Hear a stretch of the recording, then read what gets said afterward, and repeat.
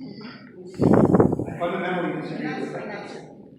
And that's what I'm saying, because every single parent in that room and every child that was interested in going to that school already did what they're supposed to do. They went to school, they did well in their classes, they studied hard. That's what we've asked them to do. So when you make it equitable and fundamental, you don't have to have special information about a special test for a public school. So I know there's two sides, and I know you get caught in the middle. I just want to make people really clear about my position. I'm not quibbling about who knows about the test.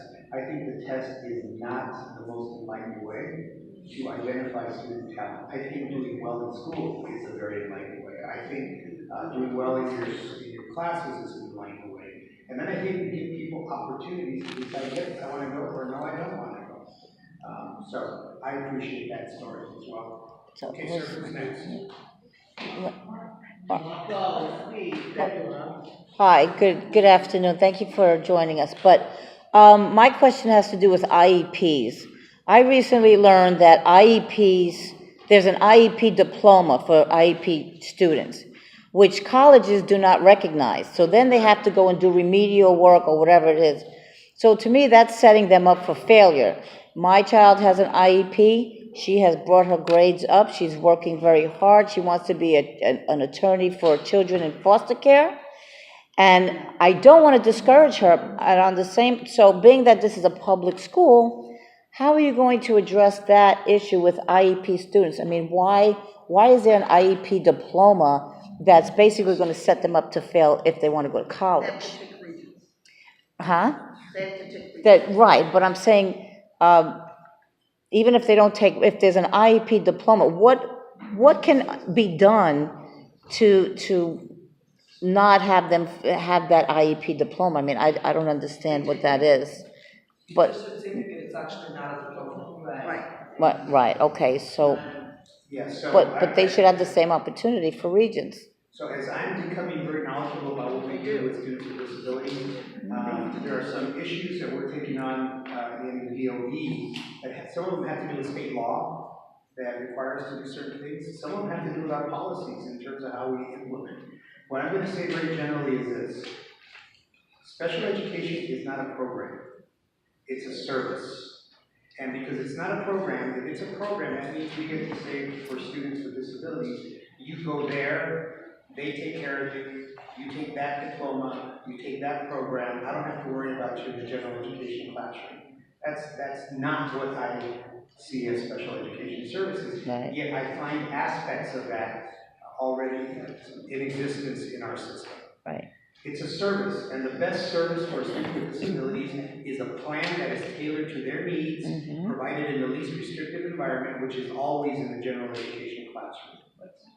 Now, the other thing that we never talk about is that an IEP designation is not a lifelong sentence, right? In fact, when I was in my former district, we had a process for identifying students for special education services. It was called the Student Support Team, SST. The SST made the determination that you needed an IEP. I started calling it the Supersonic Transport IEP. Because people don't take the time to say, is there other things we can do? Right. Is there other accommodations we can make? Because once a student is identified with an IEP, and I'm not saying if they need those services, they shouldn't get them. I'm not saying that. But what I'm saying is that you have to be very deliberate and thoughtful about what the implications are of an individual education plan, because you have to be aware of all of the consequences that come from that. Now, if your daughter's taking getting a separate diploma, it sounds like perhaps, and I don't know any details, that there is some substantiated, very well documented reasons for why that is happening. At least I'm hoping that's why. But as a parent, you have a right to request an IEP review and to revisit. Do we still need those supports? Do we still need those kinds of academic interventions? Is it still current? And you have every right to request that, and we have the obligation to meet you and do a review on that as well. So it's really important that we're really thoughtful about how students are receiving services for disabilities. I'm going to tell you another thing that I'm very, very much looking at in our district. It's been the same thing in every district I've worked in. There is I would say you also have to look at our students being referred for special education services because they have language acquisition needs.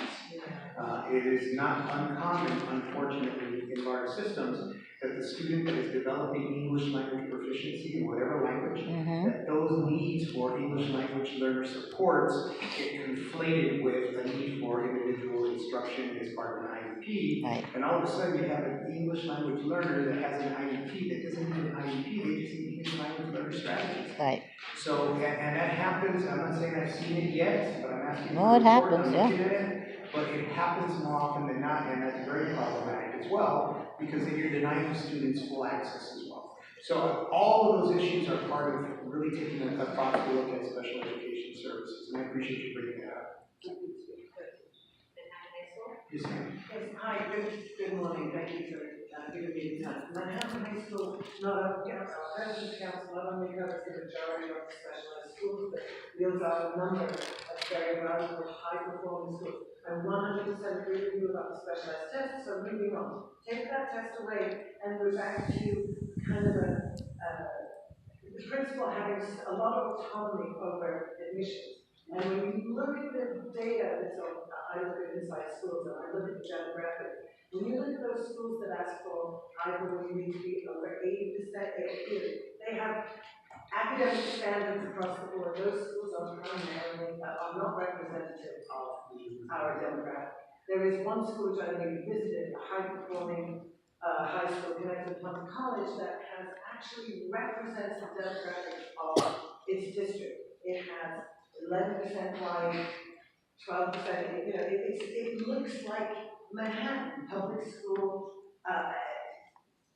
population, and that's because the principal, however he's able to do that, he picks that population. And you have another school that is 60% white, that is completely out of the mark. It's not a specialized school. Kids have to, perform, they have to have an interview. So when you take away that specialized test, if there's no pressure on the principals who are doing the admissions, the only ones who are going to allow their schools to look diverse are the ones who can. So I want to ask, what about these principals who aren't even looking, who take 70% female students, who take 60% white students? What are they looking at in order to make their schools more diverse? So thank you for that question. So the specialized school issue is just one but of many issues around who gets to go to what schools and where. So again, I don't expect any of you to follow what I say, but I've also been on record asking the question, why are we screening any students in any schools in a public school system? Now I've been a principal in 2 schools, very large schools, 2 different states. Nowhere ever, it's like odd to me that a principal gets to handpick who comes to their schools. Again, I'm not casting any aspersion on principals, it's the system we have. What I'm asking is, and I haven't been able to find good answers yet, why is that okay? I'll tell you what people have told me. People have told me that in order to keep the white middle class in the public schools, we had to create ways that they would feel comfortable sending their kids to school with certain kids and not other kids. I don't know if that's true, but that's what I've been told. So we have a system of screening in our system, in our school system, that is not similar to anything I've ever seen. And I'm asking the questions right now. Why is it? And why is it beneficial to us in a public school system to have a series of screenings and then not have a series of screenings? I've also, quite frankly, had conversations with people who are so vehemently anti-charter. Right? They are like, charters, we hate charters. Well, why do you hate charters? They get to screen who they pick and they get to choose who they pick. And they use public funds. Did you hear what I just said? Yeah. What do we do? What do they do? And why are we mad at them? And not willing to look at what we do as well. So I think there's some really important conversations that we need to have about what are our public schools, what do we believe our public schools should be, and if they truly are public, are they really public for all? Now, I will also tell you that one of the things that I try to do is give people context, because I get it. I love native-born New Yorkers, have lived in New York and their same borough their entire life. Like, I admire that. I wish I was that lucky to have been born in New York like this. But you got a chancellor who's lived across the country, literally coast to coast. And I've seen a lot of things, I've heard a lot of things, I've worked in a lot of different systems. So I bring some different perspectives to the work. But one of the global perspectives that I will tell you is take a look at education globally. Education globally, what we're trying to do in the United States is very noble. First of all, there is no other nation in the world that is diverse as we are in the United States of America.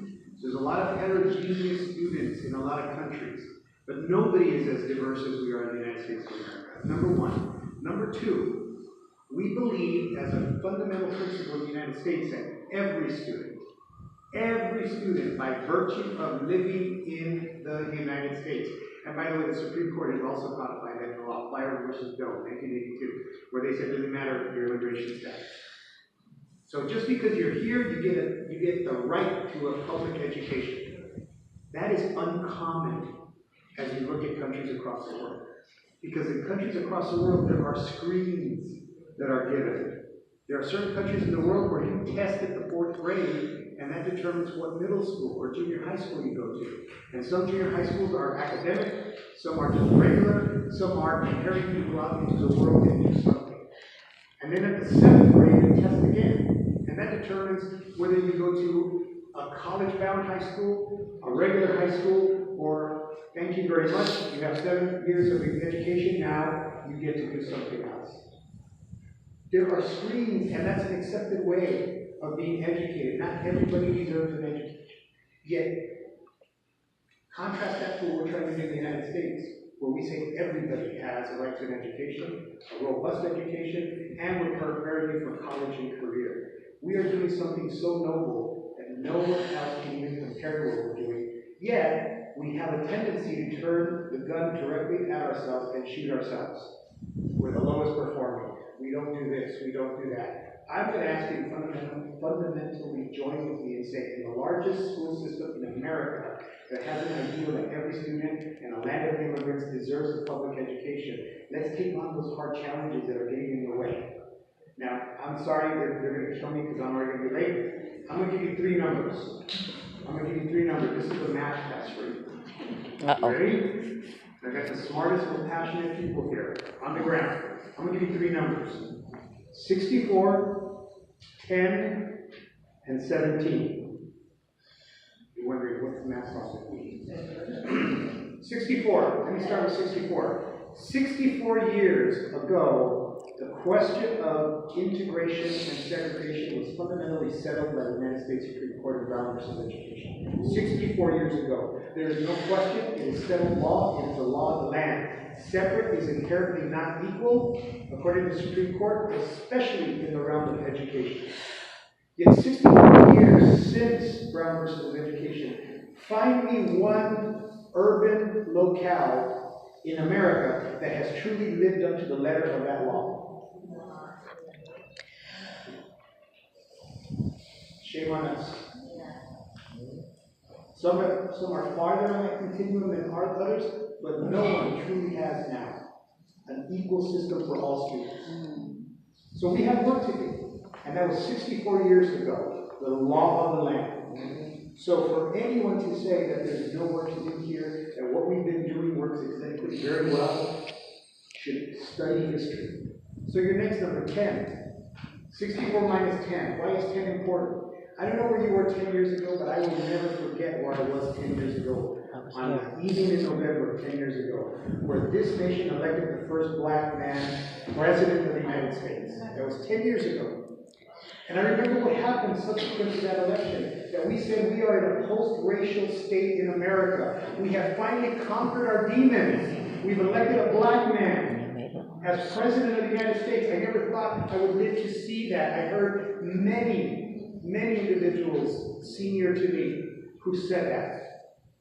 And here we are, in those 2 terms that that president served, never a scandal, represented us with dignity. When the nation was mourning, he mourned and helped us come out. When the nation had to be strong, he led us. Wow. Served us well as a black man. Wow. And why is that important? And now we get to 17. So lulled into that false sense of complacency, and we finally made it, and we're in the post ratio, we didn't pay attention to our greatest ideals. And for 17 months, we're living in a new way of thinking nationally, with a new administration, where, with all due respect, in your communities, where your immigrant colleagues and my immigrant brothers and sisters from New York City don't go to school meetings, not because they're not interested in how their kids are doing, but because they're worried about the trip to school and the trip back from school, and who's going to stop them and who's going to check them. Or where the simple act of supporting your family by delivering pizza gets you to Spain. That is our new reality. So 64 minus 10 is 17, by the way, it's not a math problem. It's not new math.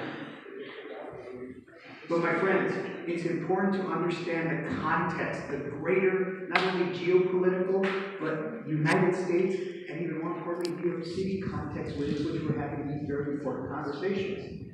So with all due respect and great respect, when I am not pussyfooting around the edges on these issues, when I'm not couching my language in other language that makes it palatable, I want people to chew on this. Because there is a moment of history that we are living in, within the context that I'm talking about, and history will one day judge us as well. And will we be on the right side of history, living up to our democratic ideals, or will we not? So let's be really sober about what we're arguing for. And is it really aligned to what we stand for in America? And if it is, great, let's have that argument. And if it's not, let's reflect. How could we do this better without being put into those corners that sometimes we're thrust into? So you have my commitment. I will come every time we meet. I will make sure that we have more time. What was the third number? The third. For what? Okay.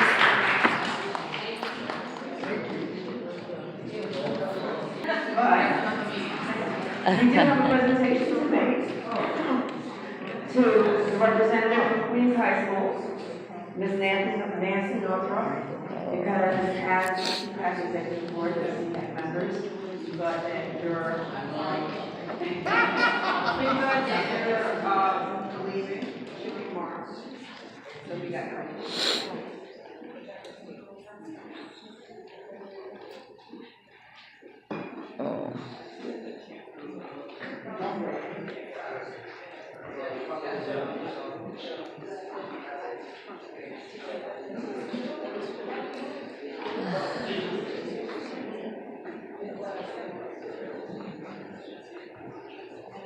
Presented to Nancy Northrup, thank you for your dedication and service to the students and families of New York City Public Schools, CPAC, June 2018.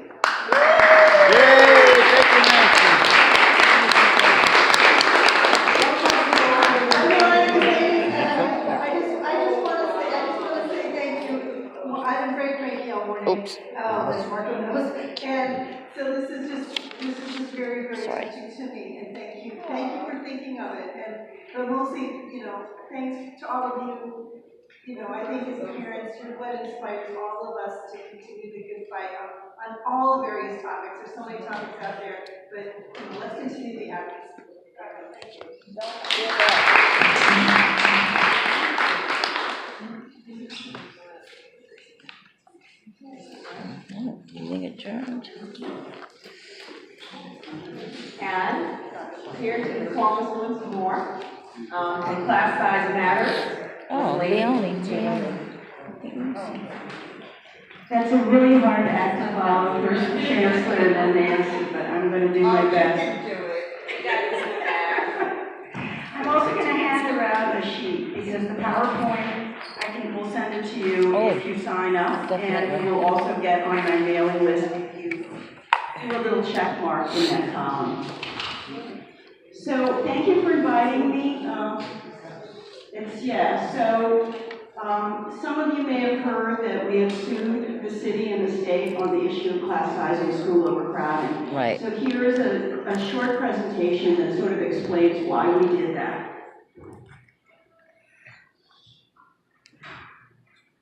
So in 2003, the Court of Appeals, which is the state highest court, decided that kids in New York City were denied their constitutional right to a sound basic education. And one of the main issues in the case was class size. They said the class sizes were too big in order to give kids a basic education. And here are some quotes about that. And why did they say that? Because class size reduction is one of only a handful of reforms that have been shown to improve learning through rigorous evidence, and more particularly to narrow the achievement gap between racial and economic groups, because poor kids and kids of color get twice the benefits in terms of learning than average middle-class students. They've also been shown kids in smaller classes have fewer disciplinary problems. They have higher high school graduation rates, higher rates of going to college, higher rates of graduating with a degree in STEM fields and owning their own home more than 20 years later. So in 2007, the state legislature passed a law called the Contracts for Excellence Law. And it said we'll give you a lot of extra money to high-needs districts like New York City if you spend it on a bunch of different programs. Class size was one of them. But it also said in a separate clause, specifically for New York City, that you have to submit an annual plan to reduce class sizes in all grades on average over the next 5 years. And they, in 2007, the State Education Department approved finally in the fall Joe Klein's proposal plan to do just that. And what the proposal said was that we will reduce class sizes over 5 years on average to no more than 20 in K through 3, 23 students per class in 4th through 8th grade, and 25 in high school. So what happened instead? Class sizes went up, not down. We were hit with the Great Recession. We never got all the money that we promised by the state, but the first 2 years we got almost $1 billion in extra funding to the state, from the state, and class size went up anyway. Why? Because the city cut down on their contribution to schools at the same time. So class sizes went up sharply, especially in grades K through 3, where the research shows it's most important to keep class sizes low. And they're still 15% higher in those grades than when the law was first passed, and the court said that our class sizes were too big to give kids their constitutional right to a sound basic education. And the red line is what the goals for the plan were, and the blue line is what happened instead. You can see that since 2013, they've gone down very gradually, but at a rate that would take us something like 30 or 40 years to get to where they were promised. These are the 4th through 8th grade. You see it also went up, and it's pretty much flat now. And this is high school grades, which are slightly more than they were when the law was passed. This is the average class size by grade per borough, which we figured out actually the largest class sizes tend to be in Queens and Staten Island on average, especially for middle and high school. However, these numbers, averages, do not tell the whole story. It's really important to know that there are extreme disparities across districts and across schools. And the number of students in very large classes of 30 or more has increased sharply since 2007. So this is not a number of kindergarten students in classes of 25 or more. 25, by the way, is the union contractual limit. You can see that the number has doubled since 2007. And 1st through 3rd graders has gone up. The number of kids in classes of 30 or more has gone up by 3,800% since 2007. The number of 4th graders in classes of 30 or more has also doubled since 2007. These are very large classes. These are classes where it's amazing that any kid is learning at all in my year. Can I borrow your pen? And last year, at least 291,000 kids were in classes of 30 or more. The high school number is a minimum because we looked at only social studies classes of 30 or more, because, you know, a lot of kids are in classes 30 or more in different subjects, but we can't quite figure that out, according to the data we're given anyway. So this is a minimum. It's probably a lot larger than that. So, DOE submits a plan every year for the Contracts for Excellence. And for the first few years, they promised the class sizes would go down, then they didn't anymore. The last few years under Carmen Farina, they promised that instead they would reduce class sizes.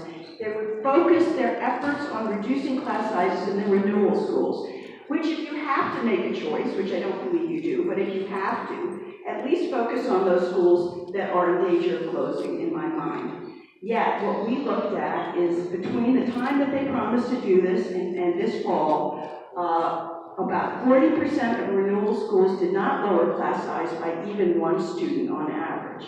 And more than 70% continue to have some classes at least 30 or more.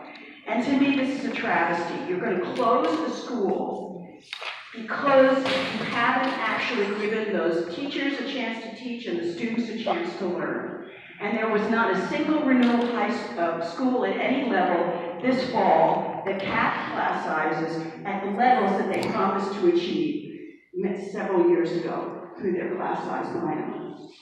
What about space? Of course, we all know that space is a huge issue in New York City schools, and we've been advocating for a larger capital plan, more accurate school siting and planning for years now. And we have a meeting with Councilmember Traeger this afternoon to try to push through some legislation that would do that. The school capital plan is one of the things in the C3 regulations was that not only did the city have to reduce class sizes in all grades, but it had to align its school capital plan with smaller classes, which, by the way, it never did. The school capital plan is underfunded and will only create about half the seats necessary according to the DOE's own estimates of what's needed. And the capacity formula for schools is still aligned to much larger classes, even larger than the average that exists across the system right now, of 28 in 4th through 8th grade and 30 in high school. And this is despite the fact that the DOE, the previous chancellor, appointed a Blue Book working group that was co-chaired by the head of the school construction authority, Ray Grillo. I don't know if any of you here were members, but they came out with a proposal to align the school capacity formula with those smaller classes, and the mayor's office sat on that proposal for 6 months and then rejected it in the middle of summer. In 2015, I foiled a decision memo from the city hall to see what reasons they did. I got 8 pages all blacked out. Wow. All I know is that neither the chancellor nor the school construction authority signed on to that decision memo. I appealed it to the DOE because according to state law, decision memos must be released and should not be redacted. And you know what they said? They said this may not have been a final decision memo because the mayor could have overruled it if he wanted to, even though he did not. So we're gonna end up taking this to court as well. So the DOE. So over the summer in July, we filed a complaint with the state education department first.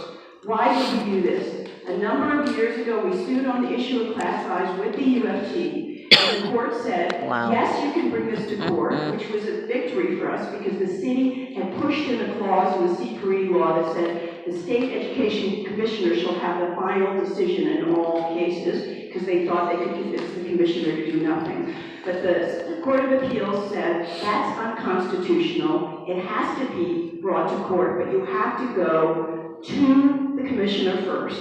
So I waited about 5 years for the UFT to do this, and they refused to do this. So I finally got our own pro bono lawyer, who was one of the original lawyers in the CFE case, and we brought that commissioner's appeal in July. In December, they denied our claim, the commissioner, in a legal opinion that was totally absurd, that if you read it, you would laugh at it. And so then in January, we resubmitted. We actually filed an appeal in court suing both the state and the DOE for noncompliance with the law. And I felt a little funny about it because it was against now Chancellor Carranza, and it was the first lawsuit against him. And from what I can tell so far, he's a pretty good guy, and I didn't want him to turn against me by being the first person who sued him by name, but we had no choice. What's good is that Carmen Farina was on principle against reducing class size. So many parents brought this up in town hall meetings, and over she would say the following: my concern is that class sizes are too small in New York City schools. Wow. And she said that big classes are good for children's social emotional learning, which is the most bogus thing I ever heard in my life, because all the research says the opposite. And she repeated that to me when I had a private meeting with her as well. And I said, where is the research on this? And she said, I'll give it to you. And of course she never did, because it does not exist. Now, Chancellor Carranza has been asked about class size. I hear last night at the District 15 meeting, I haven't seen the video yet, but he was asked by Lindsay of New York One, and he said, and then he was asked at the City Council as well. Elizabeth Rose, our Deputy Chancellor, had been asked at a previous City Council meeting, what do you think about the negative consequences of overcrowding for our schools? And she said, there are none. She said some of our most successful schools are very overcrowded. There are no negative impacts on education of school overcrowding. So then Councilmember Traeger asked Carranza at the first hearing in which he appeared, do you agree with our Deputy Chancellor that there's no negative consequences for school overcrowding? And he said no. I think that class size matters. As a teacher, a former teacher, I know that I could do much, much better when I had a class of 25 or less than when I had a class of 28 or more. And so I think he's much more reasonable on the subject, so I'm hoping that we can get some reason here. So oral arguments in our lawsuit are going to be heard. Originally, they were supposed to be heard tomorrow in Albany, but the state and the city delayed that, so they'll probably be heard sometime in July. And if you sign up for my mailing list, I'll let you know when those hearings are and what happens at those hearings, and updates on that and other issues that I work on, because I work on lots of other issues. And here's some quotes from supporters of our class size lawsuit, including Tish James, that studies have shown us time and again that class sizes are too big. Children do not get the attention and resources that they need to thrive, despite a legal obligation to reduce class sizes. Blah, blah, blah. I proud to stand with class size matters and parents until the city makes good on their commitment to our children. There's a quote from Danny Drum. It's unfortunate that it's come to the point where a lawsuit is needed, but as a former New York City public school teacher, I know how important class size is.